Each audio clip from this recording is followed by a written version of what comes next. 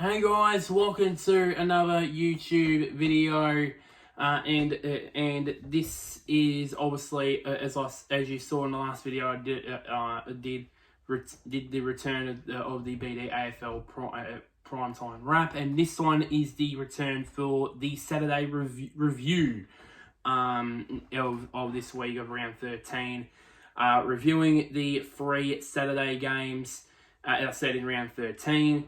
The Hawthorn, the Arvo game between Hawthorn and Brisbane, the Saturday Twilight game between Adelaide and the West Coast. Oh boy, I've got plenty of things to say about that. And of course, the Saturday night game, which I watched between Fremantle and Richmond.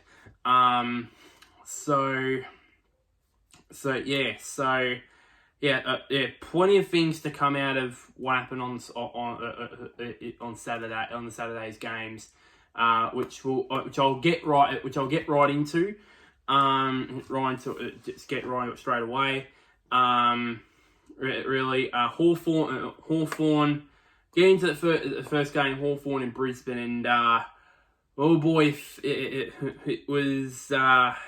It was sweet. It was a sweet win for the Hawks, but not good for Brisbane. So Hawthorn led by 5 points at quarter time, kicking 4 goals to 3 in the first term, and then afterwards a 5-goal-to-1 second term gave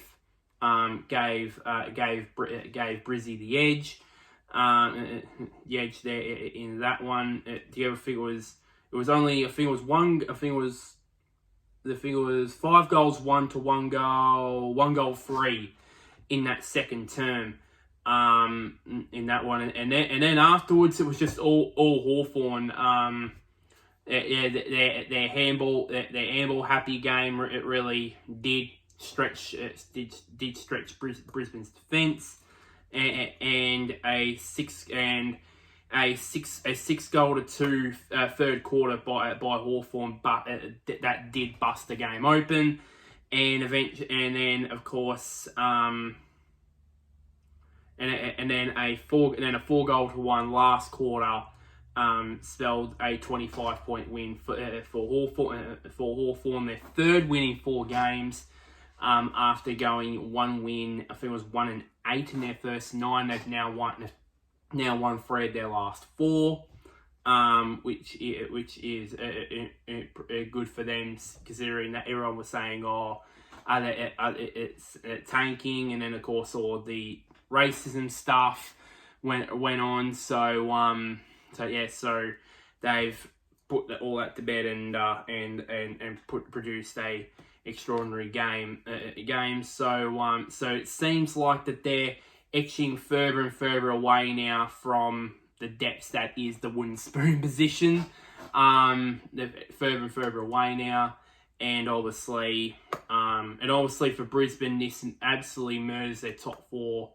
Not top 4, because I think they're still in the top 4 as of today, but those hopes of at least getting to the top 2 now that after Port Adelaide won on Friday night, and then obviously Collingwood get to play tomorrow on King's birthday.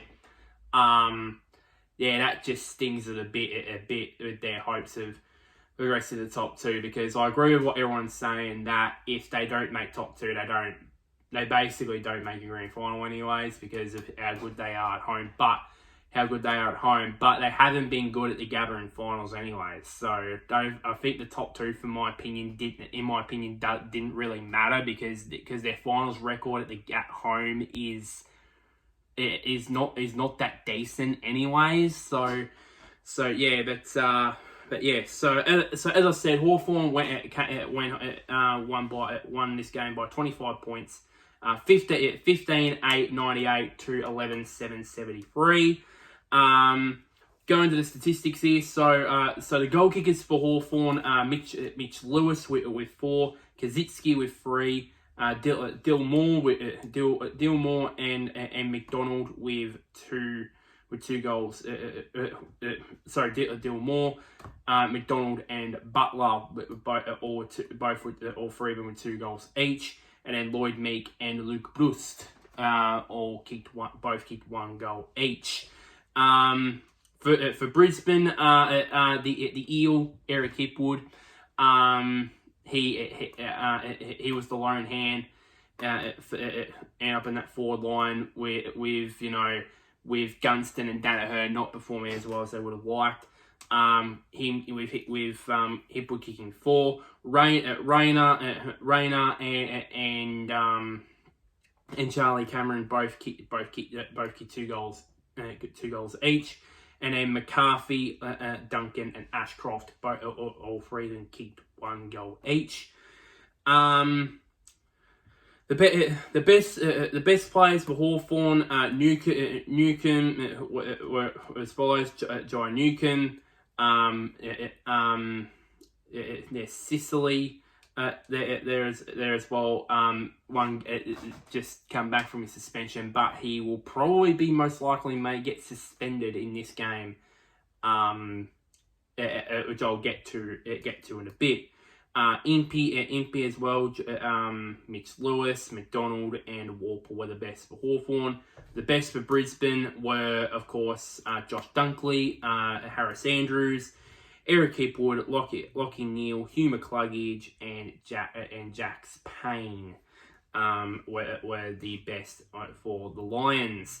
The leading disposal getters on the ground for the Hawks, Sicily with 30 was the lead there with 32 touches. James Warple with 30 touches, and then Newcomb, Impey, and McDonald, but all three with 28 touches each.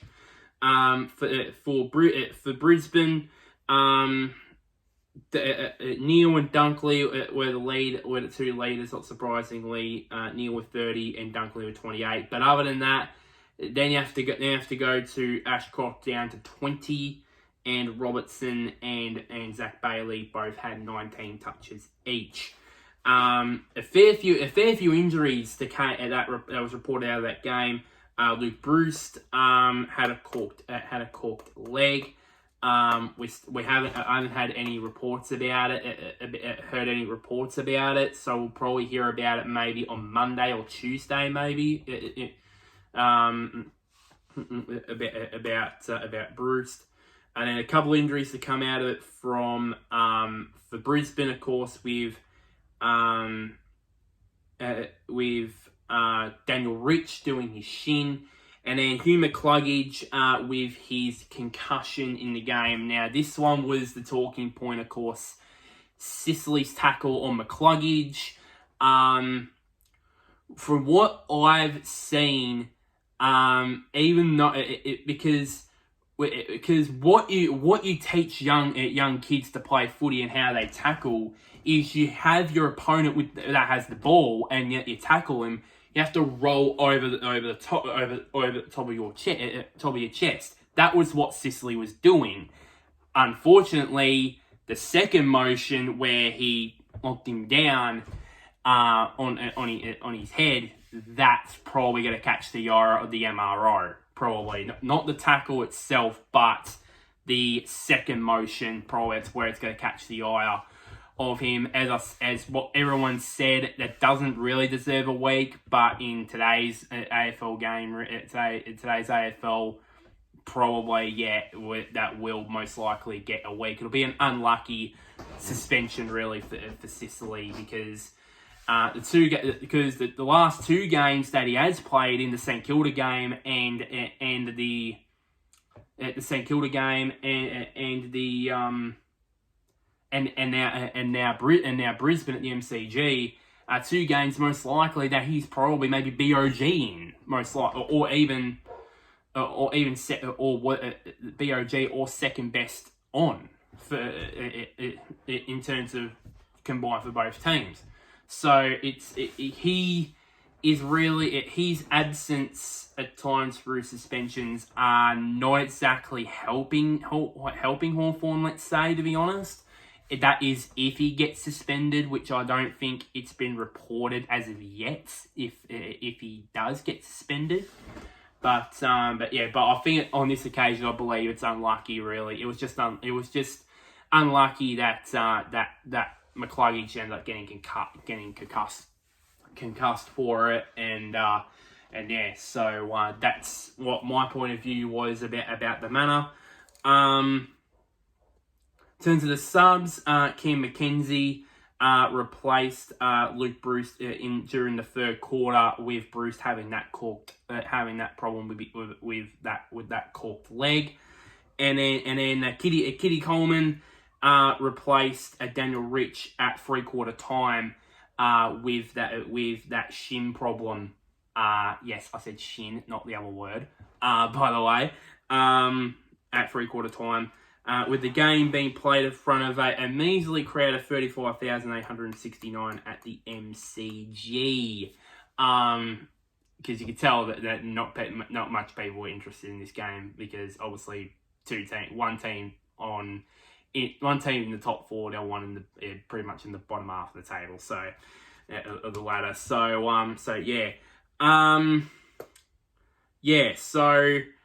a couple of facts to come out of this game. It's now Hawthorn's. This is Hawthorn's fourth straight win against Brisbane. Brisbane still haven't won against them since 2019. Before all this pandemic stuff happened. So since all this pandemic stuff has happened, Hawthorn has just gone bang, bang, bang, bang against Brisbane. So yeah. But and more alarmingly for Brisbane, this is now their 13th loss in 14 games at the MCG. That sole win came ironically in the semi-final last year against Melbourne. That is for sure going to be a major problem. That is for sure. It's for sure going to be a massive problem. For Brisbane, especially if for example, if Collingwood do end up minor premiers, and for example Brisbane do finish in fourth, they would have to go to the MCG to face them, and even though Brisbane are the sole team that has beaten Collingwood this season, their MCG record is not great. So that does sort of doubt. Are they the real deal this year? Are they really? Just sort of that's now pulled these last two games now. Adelaide and now this game against the Crows, and now this game against Hawthorn is really sort of doubted. Are Brisbane the real deal? Of course. Obviously, they went on that. I think 6 or 7 game winning streak. After this run where they were like 2-2 after the first month, then they went on win the next 6 games. Now they've lost back to back. It's really an interesting time for Brisbane. Brisbane now they've got the bye coming soon, and then hopefully regroup for the second half of the season to come in this way. Yeah, should we talk about the thumping at Adelaide, ladies and gentlemen, or shall I call it the Texas 10? Because no other words to describe it except Adelaide absolutely thumped West Coast a new one. An absolute new one. Not much words to describe this one. Adelaide kicked 7 goals in the first, second, and third quarters, and then kicked 6 in the last quarter. And fun fact also, West Coast in the first quarter kicked 2 goals, 1. Second quarter, 2 goals, 1. Third quarter, 2 goals, 1. And in the last quarter, you guessed it, 2 goals won. So yeah, pretty. They're operating in 2 goals ones. Were West Coast throughout the whole game. So yeah, but the biggest highlight probably of the day and probably of the round and probably one of maybe top 5 of the season was Tex Walker in game 250 kicked a bag of 10. As I said, the Texas 10 for Tex. He was just unstoppable. With 7 of his 10 goals were in the first half as well. He was on the verge of possibly kicking a big bag. This was on the cards really for West Coast. I mean, Charlie Curnow was the closest one. He kicked 9 against them. There's been bags of goals have been kicked against West Coast. As I said, with Curnow with 9, of course. Last night with Walker kicking 10 goals. So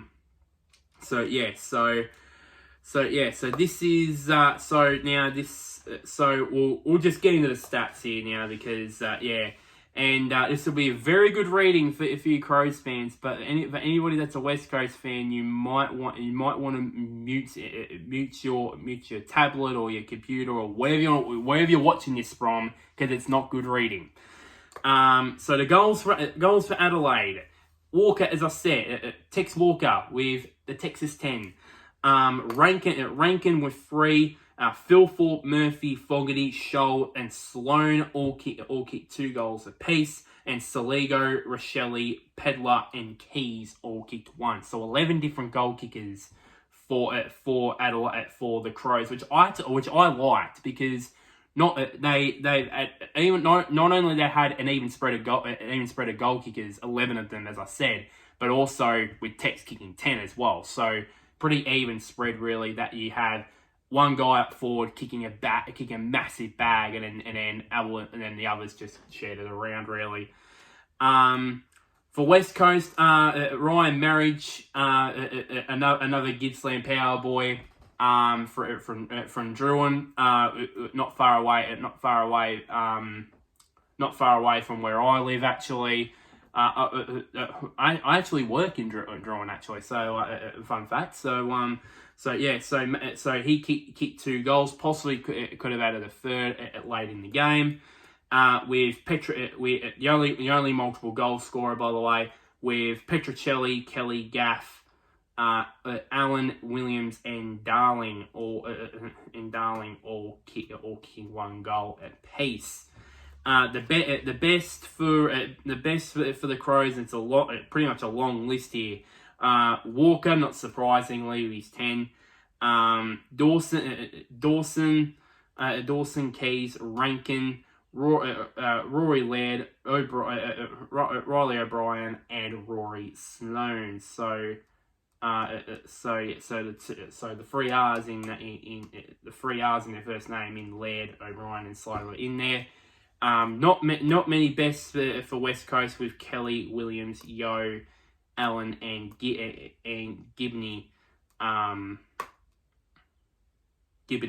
getting were the best for West Coast of a sorry lot. Let's be fair. The leading disposal getters on the ground.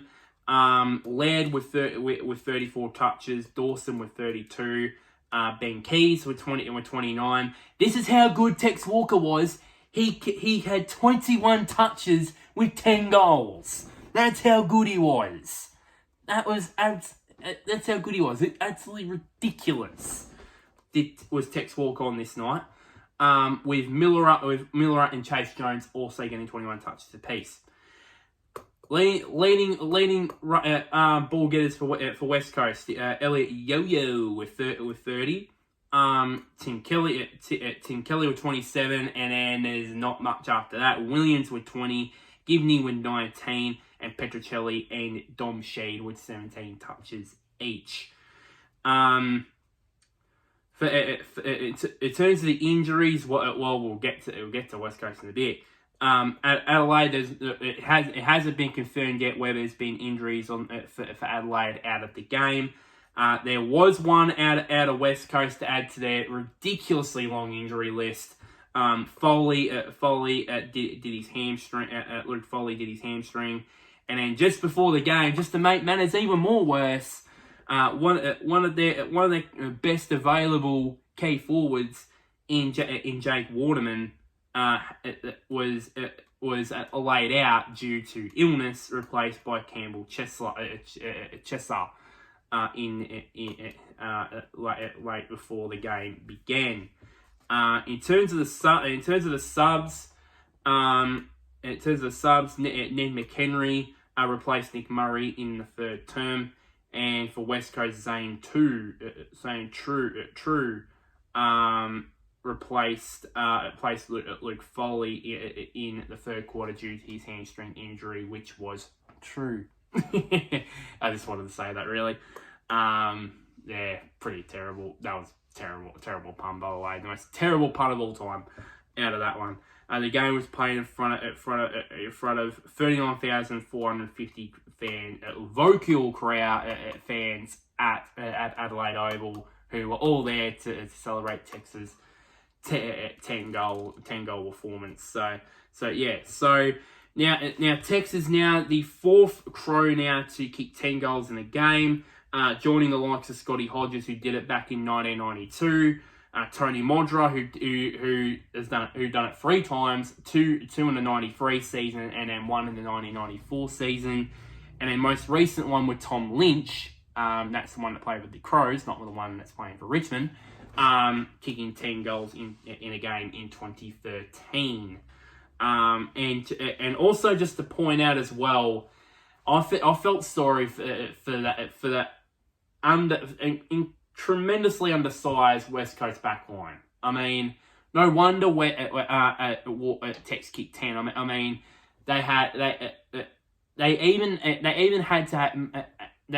West Coast even had to have Oscar Allen, who's actually inside the top 5 in the Coleman. They had to put him back at the end of the game because they didn't have anybody else that could go with Tex or at the height with Tex. So, which was unfortunate, really. It's more and more likely that Oscar Allen's now going to be turned into probably one of the most needed utility players in the game, because West Coast they're stuffed right now with that. So yeah, a couple more facts. Obviously, this is now the highest winning score of the season so far, with 27 goals, 174. To, of course, I said with West Coast 8,452, as I probably said, and this is now the highest margin of the season with the margin of 122 points. Serious questions now have to come on this West Coast side. I remember this morning as I'm recording this, I watched the Sunday Footy show, and they showed a graphic of which blew me away when I saw it. Was comparison of West Coast the past 10 games that West Coast have played this year versus the final 10 games of Fitzroy back in 1996 before they left the competition. And the average losing margin in the last 10 games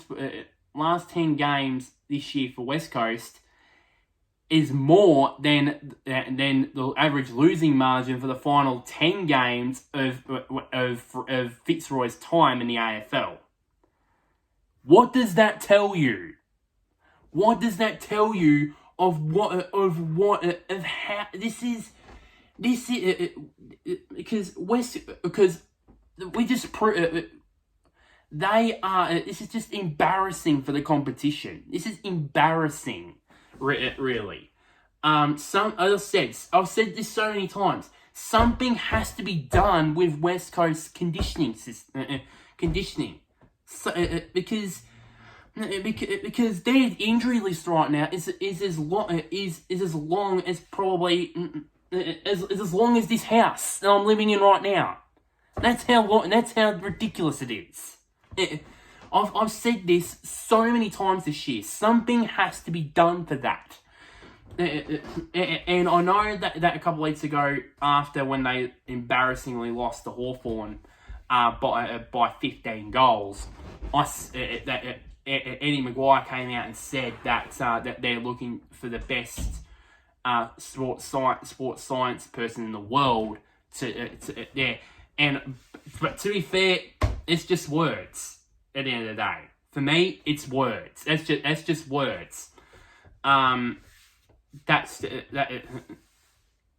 words that's just gifted to probably the greatest, probably one of the greatest, if not the greatest AFL person that is ever around in Eddie Maguire.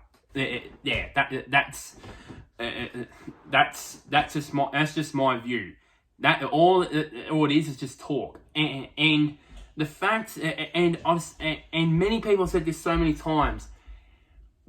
Coaches with 3 wins in 30 odd games, most coaches, AFL coaches, don't survive that. And still, what the West Coast board is doing, it's just punishing. It just has to be punishing on Adam Simpson. It just has to. What's going on right now, West Coast, is just setting up Adam Simpson to fail. This is just ridiculous. It's just absolutely ridiculous. I mean, Adam Simpson, clearly he's not the guy to really rebuild this side into being back into a finals contending team again. He's definitely, I don't think, not the coach, but he's as I said, he's not the coach. I think, in my opinion, I think he needs. I think he needs to get off that. In my opinion, he needs to get off that freaking sinking ship sunken ship as quick as possible, because what's happening right now to West Coast is just unprecedented in current day AFL. Let's put it that way. I mean, they lost to that is actually their 3rd time this season that they've been smashed by 100 points. Carlton in round 7. A couple of weeks ago against Hawthorn, which is probably their lowest of lows. Now this one against Adelaide, and it's not going to get any easier for me. And I think I have a bit of a feeling that everybody around West Coast, especially West Coast fans, and I don't blame them for this, would be praying and screaming that this season should be done. Because they're just praying out for this season to be finished. That's what it is right now, and now said, it's embarrassing the competition. I mean, North Melbourne, since Alistair Clarkson left with his mental health for mental health reasons, under Brett Ratton, they've been better. They've West Coast Hawthorn have proved in the last 4 weeks, despite that massive hiccup against Port Adelaide, that they're slowly getting better as the season's going on. As the season goes on, while West Coast, it seems like for me, Hawthorn and North Melbourne are just gradually going up, while West Coast just going like that. That's what their trajectory is. So yeah, it's just unbelievable, really, and yeah, something just has to be done there, and I think the board is just deluded. They're just keep on saying that basically they haven't said it, but from what I think, it's basically they're just saying, "Oh, Adam Simpson's the man. We're not gonna sack Adam Simpson." They are delusional, because they just don't check. They just don't look at the stats. As I said, 3 wins in the last 30 odd games. And I said, no coach could survive that record. Nobody can. No one.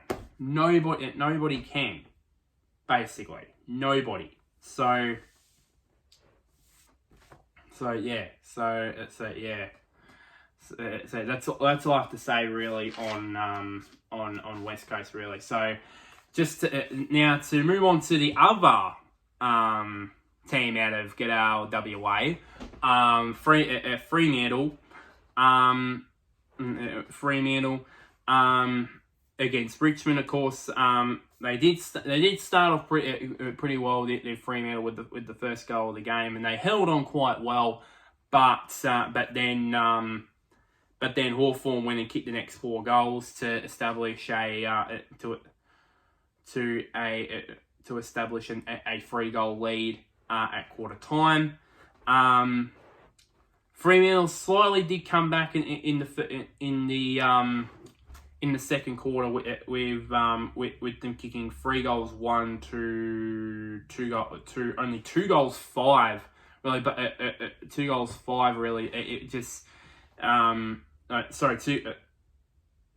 goals 4 in that game, but still held on to a 16-point lead at half time. And then there's plenty of reason. There's a lot of reasons why everyone calls the third quarter the premiership quarter, because Richmond did turn it on in that third term, with 5 goals 3 to 4 goals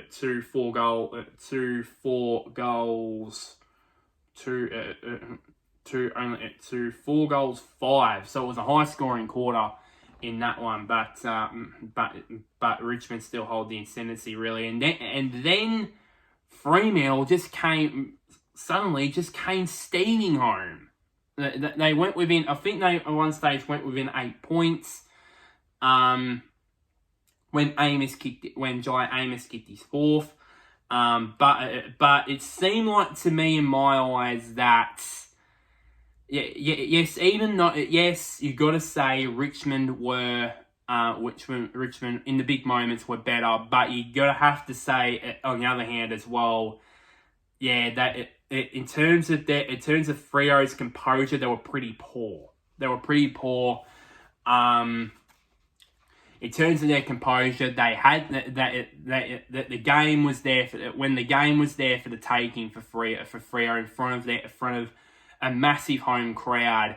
They just weren't there, and eventually Richmond rounded out the game, winning by 15 points, 12-13-85 to 10-10-70. So let's go quickly into the stats here. For Fremantle, the goal kickers for Fremantle, Jai Amos led a lone hand with a career high 4 goals. One of 2 underrated key forwards in the game. The other one, as I said, being Todd Marshall. Walters with 2 obviously being the sub, which I'll say in a bit. Treacy, Sturt, Fife, and Brayshaw all kicked 1 goal apiece. For Richmond with the goal kickers, James Short kicked 3 goals, all of them from, let's just say, from long range. yeah. So I just wanted to get that out there. I think that pun was a bit okay, but bit better than the last one. Toronto back on track. Toronto and Revolt with 2 goals each, and then Ross, and then Curvis, Mansell, and Johnson Clark with 1 goal apiece. The best players for Fremantle were, of course, as far as Caleb Sarong, Jai Amos, Andy Brayshaw, James Aish, Johnson, and Luke Jackson were the best for Fremantle. while the best for Richmond, Shea Bolton, definitely the best in particular in that last quarter. He's the one that basically won them the game for them in that last quarter. Taranto, Tim Taranto, Toby Nankervis, Martin, Dusty Martin, Jaden Short, Trent Cotchin, and Dion Prestia were the best for Richmond. The leading disposal getters for Fremantle, Caleb Sarong with 31 touches, Andy Brayshaw with 29, Aish with 26, Johnson with 25, and Jackson with 23. To Richmond, disposal getters, of course, Taranto. Now, I want to speak about Taranto for a sec, because I'm slowly starting to consider Taranto in the Brownlow conversation. Slowly now.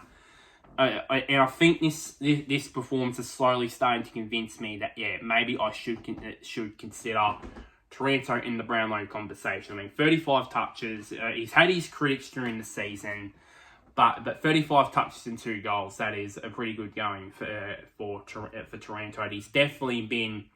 I think it's definitely a photo finish between him and Rankin for Recruit of the Year, I would assume. On that front. Bolton with 33 touches. I think that's a career high, I believe, for him. I think. Someone can correct me on that in the comments. Cotchin with 28, and then Prestia and Martin with 27 touches each. Only one injury to come out of that game. That was from Fremantle, with Aisha who was concussed in the incident with Mansell, which that incident will probably catch the ire of the MRO. Yeah, it was a pretty interesting one.